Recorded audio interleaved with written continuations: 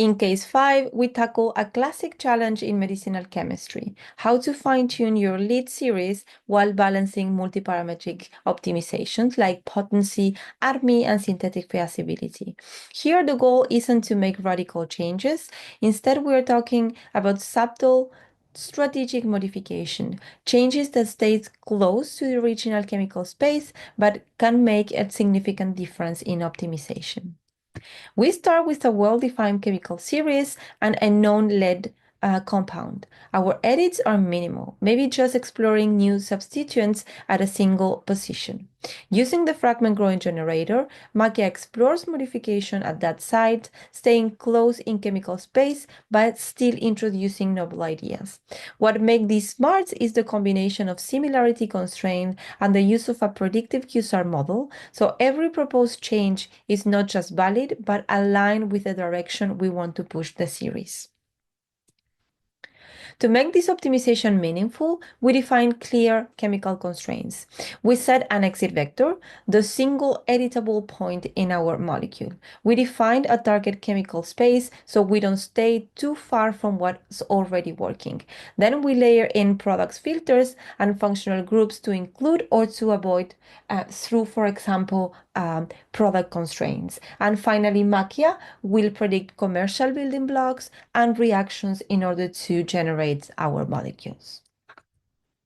To guide the generators to work compounds with better profiles, we use Macchia's built-in QSAR models. With a dataset of at least 35 molecules, we can train classification models that predict properties like permeability, clearance, or CYP inhibition. Once trained, these models become part of the reward function, directly influencing which molecules Macchia generates. Predictions are scored from 0 to 1, and the user can review model performance and decide whether to include each one. Now let's demonstrate in Macchia how can you proceed in order to set up a generator for lead optimization purpose. So the reward functions that we are going to be using in this case are QSAR models and similarity. So let's start first with the QSAR. For the QSAR, you will need to upload a dataset with your results. In this particular case, we have a series of molecules, all of them with a similar scaffold and with data for activity and for ADME models. With this data, then we are able to build different QSAR models, as I will show you here. So in order to do that, you need to click in New QSAR and create a new one.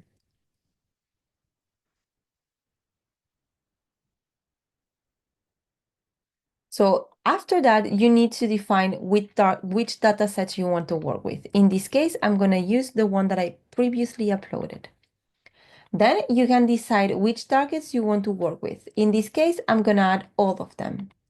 And then after that, since Macchia works with classification model, you need to give Macchia a threshold in order to know which molecules are good and which molecules are bad.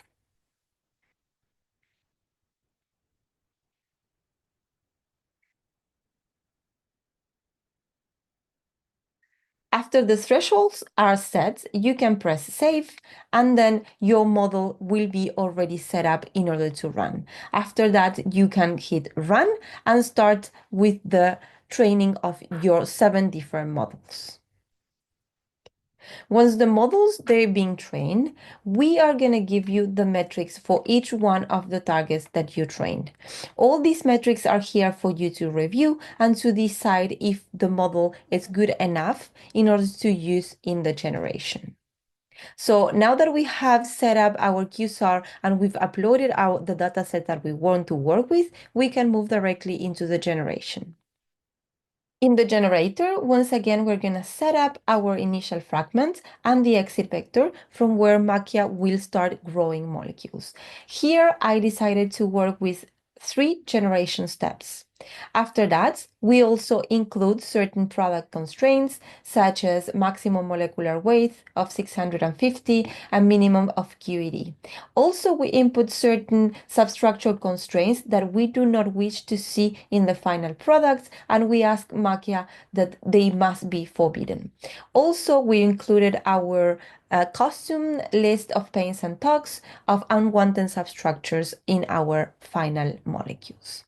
After that, we also decided to work with a chemical space. This way, the chemical space will be used as a reward function in Makia in order to tell Makia that it needs to generate molecules that are close to these ones in these datasets. Also, we're going to include certain QSAR models, like in this case, we included two ARMI models and one activity one. In this way, Makia will generate molecules that are similar to the chemical space, but they are also maximizing potency and ARMI properties. Finally, we can visit the resulted molecules, and here you will see that all of them, they have the same scaffold, and then very small modifications have been introduced in this position here. If you click here, once again, you will have the decision that Makia took in order to generate the last molecule, and then you'll find different kind of scores. We are going to give you also the prediction of the QSAR models that Makia used in order to guide the generation. And also we are going to give you the retrosynthesis score to give you an idea of the synthesizability of your final molecule.